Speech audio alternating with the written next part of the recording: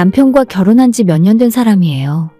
혹시라도 주변 지인이 알아볼까 무서워서 자세한 정보는 못 적겠네요. 다른 분들은 시댁과의 갈등, 남편과의 갈등 때문에 사연을 많이 보내셨지만 저는 아닙니다. 저는 제 친정부모님 때문에 사연을 보내게 되었어요. 결혼하고 몇 년이나 지났지만 현재까지 시부모님에게 어떠한 괴롭힘이나 기분 나쁜 말조차 들어본 적 없습니다. 솔직히 결혼하기 전에는 정말 걱정 많이 했어요. 주변에 많은 사람들이 시댁과 친하게 지내는 모습을 본 적이 없었고 당연히 저도 결혼하면 그럴 줄 알았거든요. 처음 결혼 승낙 받기 위해 인사드리러 시댁에 갔었는데 정말 따뜻하게 맞아주셨습니다.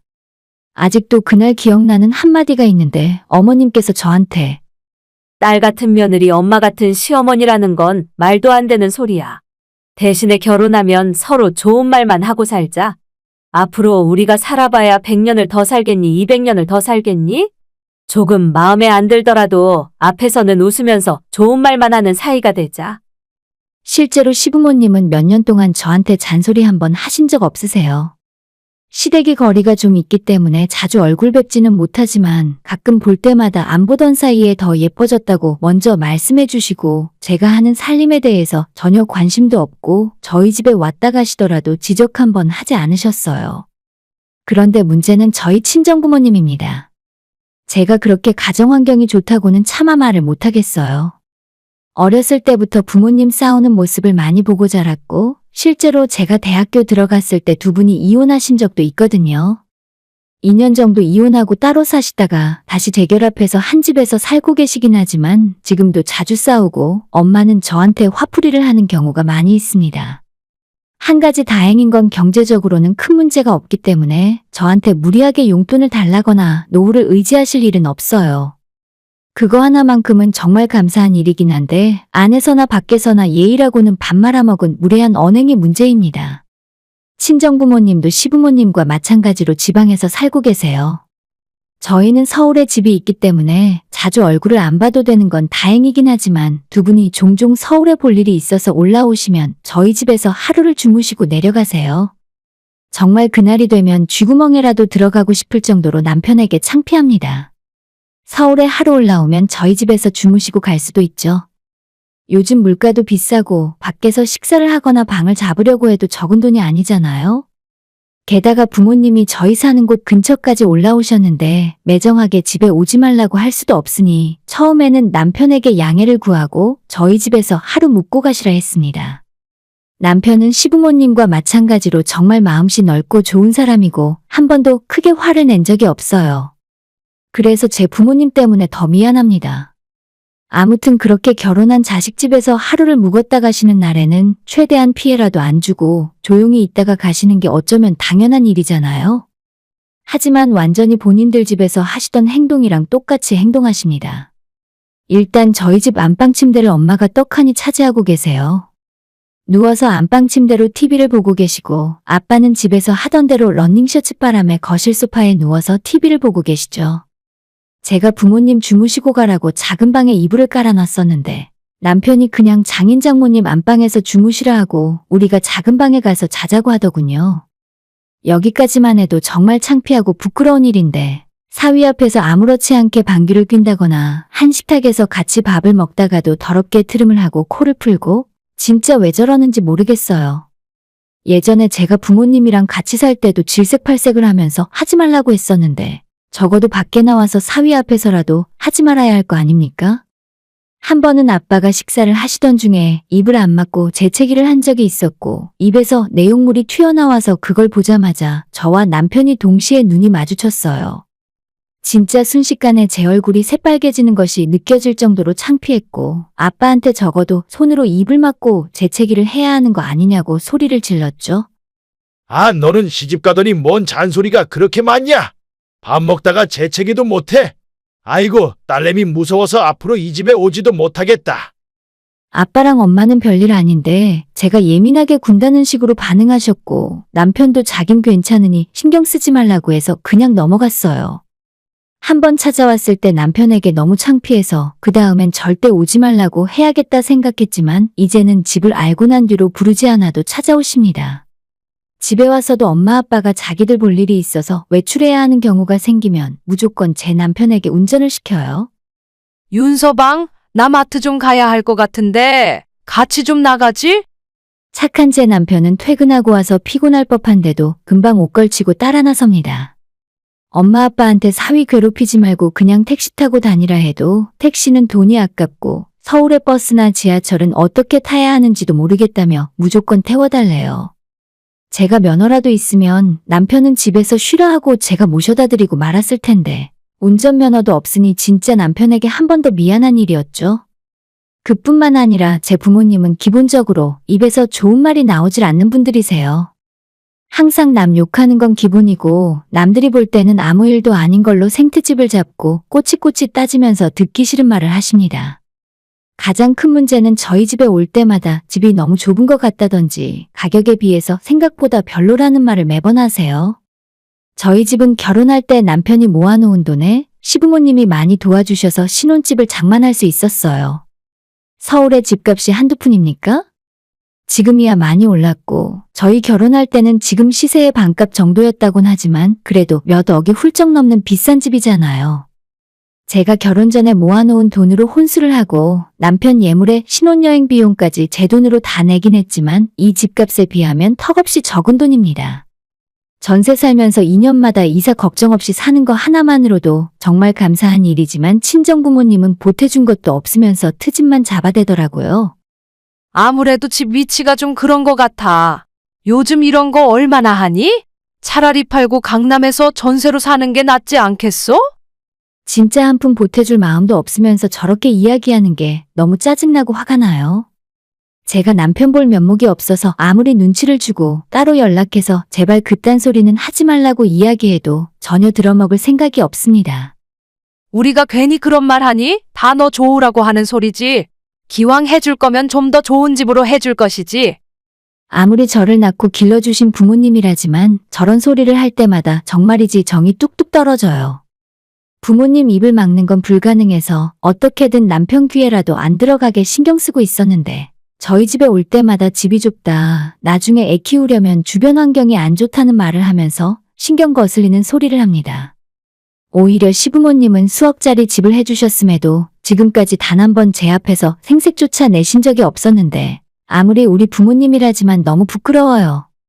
이러면 제가 진상부모를 그냥 손 놓고 놔두는 사람으로 오해하실 수도 있는데 이미 몇 번이나 부모님과 언성 높이고 싸웠습니다. 물론 친부모님과 완전 인연을 끊어버릴 수 없었고 한 번 싸우고 며칠 지나면 또 언제 그랬냐는 듯 먼저 연락하시는 것이 친정부모님이었기 때문에 참 여러모로 힘든 문제였어요. 차라리 남이 저한테 저런 말을 했다면 저도 심한 말을 하고 다신 안 볼 생각을 하면 됐을 텐데 그것도 아니니까 미치고 팔짝 뛸 노릇이었죠. 남편과도 이 문제로 진지하게 몇 번이고 이야기를 나눴고 나는 우리 부모님이 너무 창피하고 당신이랑 시부모님에게 죄 짓는 것 같아서 마음이 무겁다고 말했던 적도 있어요. 그럴 때마다 남편은 괜찮다면서 장인 장모님이 워낙 짓궂으시고 장난기가 많은 걸 이해한다면서 저한테도 너무 신경 쓰지 말라 하더라고요. 저한테 부담을 지우지 않기 위해 제 앞에서 말은 저렇게 한다지만 친정부모님이 하는 그런 말을 듣고 어떻게 기분이 나쁘지 않을 수가 있겠습니까? 부처님이나 예수님이 오더라도 친정부모님한테 한마디씩 듣다 보면 인내심의 한계가 올 거예요. 부모님이랑 싸워도 변하는 게 없고 어느 날엔 제가 울면서 제발 그만하라고 엄마 아빠 때문에 내가 당장 이혼당해도 이상하지 않다고 말을 해봤지만 크게 달라지는 건 없었습니다. 너는 겨우 이런 일 가지고 울고불고 난리를 치고 그러니? 세상 살다 보면 더 힘든 일이 얼마나 많은데. 옛날에는 안 그러더니 결혼하고 나서 윤서방 눈치 너네 시부모 눈치를 엄청 보고 사나 보네. 제가 남편 눈치를 보게 되는 그 원인이 바로 부모님이잖아요.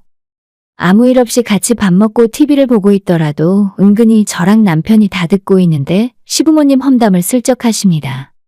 사돈 어른들이 조금 깍쟁이 같은 면이 있지? 우리 딸이 살림을 잘 못하는데 아마도 답답하고 속이 터지실 거야. 남편이 말하기 전에 제가 먼저 나서서 우리 시부모님 그런 분들 아니라고 정말 사람 좋고 착한 분들이라고 말을 하면 저희 부모님, 특히 우리 엄마 표정이 180도 싹 변하는 것이 느껴져요. 종종 시댁에서 택배로 반찬도 보내주시고 가끔 한 번씩 서울로 올라오실 때마다 양손 가득 바리바리 김치와 비싼 젓갈 종류를 사서 가져다 주시거든요. 시어머니 음식 솜씨도 친정엄마보다 좋아서 어떤 반찬을 만들어다 주시던 다 맛있습니다. 저희 엄마는 김치 한 번 가져다 준 적 없으면서 한 번 오실 때마다 냉장고에 있는 반찬을 탈탈 털어먹고 가시는데 그 와중에 또 음식 타박은 어찌나 하시는지. 그나마 제가 만든 음식이 맛이 없다 짜다고 하면 그냥 넘어갈 수 있는데 시어머니가 만들어다 주신 반찬을 먹으면서도 맛있다는 소리 한 번 한 적 없어요. 지금 와서 생각해보면 친정부모님은 식당에서도 다른 곳에 초대를 받아서 가는 자리에서도 남한테 하는 칭찬에 굉장히 인색하신 분들입니다. 다른 건 몰라도 시어머니가 만들어다 준 반찬을 먹으면서 짜내 싱겁네 실컷 타박을 하고 다음날 집에 내려가실 때는 따로 싸달라고 해서 들고 가시거든요. 명란젓 좀 따로 담아봐. 어차피 너네는 그런 거 잘 먹지도 않잖아. 팍팍 좀 담아라. 너는 손이 그렇게 작아서 어디다 쓰니? 진짜 누가 시부모님이고 누가 친정부모님인지 이해가 잘 가시나요? 아무튼 지금까지 스트레스를 엄청 받았고 또 속으로 꾹꾹 참아가며 그렇게 살고 있었는데 얼마 전에 정말 크게 한번 사고가 터진 적이 있었어요. 남편이 결혼 전 그리고 신혼 초까지만 해도 177에 75kg 나가는 평범한 체형이었는데 작년부터 살이 좀 찌기 시작해서 지금은 90kg 가까이 되거든요. 제가 잘해서 먹이기도 하고 이래저래 운동도 못하고 외부 활동을 잘 못하니까 살이 좀 많이 찌는 것 같아요. 저도 예전에 비해서 5kg 정도 살이 쪘기 때문에 얼마 전부터 남편과 같이 운동도 하고 건강관리를 하고 있습니다. 그런데 친정부모님 눈에는 갑자기 살이 쪄버린 사위 모습이 그렇게나 보기 싫었나 봐요. 체중이 늘어났다는 거 말고는 아무것도 바뀐 게 없는데 얼굴 볼 때마다 외모 지적을 그렇게나 하셨습니다. 윤서방, 요즘 왜 이렇게 살쪘냐? 옷도 잘 안 어울리고 살 때문인지 머리 스타일도 예전이랑 좀 달라진 것 같네. 정도의 말은 완전 기본 중의 기본이었고 얼마 전부터는 인신공격에 가까운 말을 쏟아내기 시작했어요. 사위, 요즘에 운동은 하고 있는 거야? 집에서 맨날 먹고 뒹굴기만 하니까 계속 살이 찌는 거지? 웃어? 이런 말을 들으면 기분 나빠서 당장 나가서 운동을 하지 못할 망정? 이래도 허허, 저래도 허허, 성격이 미련해서 살도 그렇게 자꾸 찌는가 봐. 엄마가 제 남편을 보고 이런 소리를 하는 겁니다. 아무리 사위가 편해졌어도 옛말에 백년손님이라는 말이 있잖아요. 서로 간에 지킬 건 지키고 하지 않아야 할 말이 있는 법인데 이건 정말 도를 넘었다고 생각했어요. 지금 그게 사위한테 할 말이야? 나가. 다 필요 없으니까 내 집에서 당장 나가. 그때가 밤 10시가 넘은 시간이었고 엄마 아빠는 지금 어딜 가라는 거냐면서 사위도 가만히 있는데 너가 왜 혼자 난리냐고 하더라고요. 아무리 제 남편이 성인군자 같은 사람이라지만 참는데도 한계가 있잖아요. 아마 장인장모 관계가 아니었다면 진작에 큰 싸움 났을지도 모릅니다. 너무 뻔뻔하게 대답하는 부모님을 보면서 속이 터질 것처럼 답답했죠. 당장 나가라고. 나 앞으로 엄마 아빠 안 보고 살 테니까 우리 집에 함부로 찾아오지도 말고 연락하지도 마. 엄마 아빠 때문에 창피해서 살 수가 없어. 엄마 아빠라고 부르기도 싫어. 내 인생에서 제발 꺼지라고. 너무 화가 나서 악다구니를 쓰고 엄마한테 달려들었는데 남편이 저를 붙들고 말렸습니다.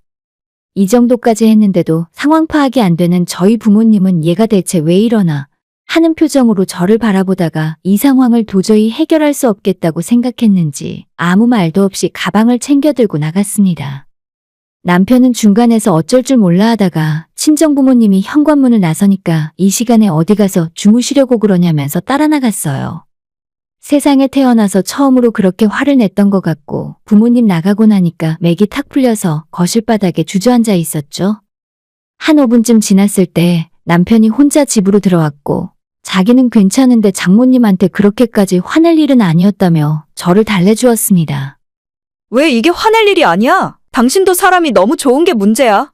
우리 부모님처럼 경우 없는 사람들은 대놓고 이야기를 해야 알아들을까 말까라고. 괜히 이러다가 남편과도 싸우게 될 것 같아서 그날 대화는 거의 하지 않았고 며칠 뒤에 친정아빠가 그날 엄마한테 소리 지르고 화낸 건 너무 예의 없는 행동이었다며 저한테 사과하라고 하시네요. 아니, 난 사과 안 해. 엄마랑 아빠한테 영원히 사과할 생각 없으니까 앞으로 먼저 연락하지 마. 부모님한테 자식이라고는 저 하나밖에 없는데 인연을 끊고 싶어서 안달난 사람처럼 보여요. 아직 한 달도 안 됐지만 연락 안 하고 사니까 솔직히 속이 다 시원합니다. 평생 자기들 마음대로 싸우고 이혼하고 재결합하며 살았는데 끝까지 자식에 대한 배려는 전혀 찾아볼 수가 없네요. 그렇게 맘대로 살았으니까 저도 맘대로 인연 끊을 겁니다. 폐륜이라고 저를 욕해도 상관없어요. 하지만 이대로 참으며 살기에는 남편과 시부모님에게 너무 죄를 짓는 기분입니다. 사람이 하루아침에 바뀌는 걸 개과천선한다고 하죠? 평생 그렇게 살았는데 하루아침에 바뀔 거라고 기대하지 않습니다. 그냥 제가 포기하는 게 더 빠른 것 같아요. 오늘의 사연은 여기까지입니다. 구독과 좋아요, 알람 설정 부탁드려요. 다들 행복하시고 좋은 하루 되세요.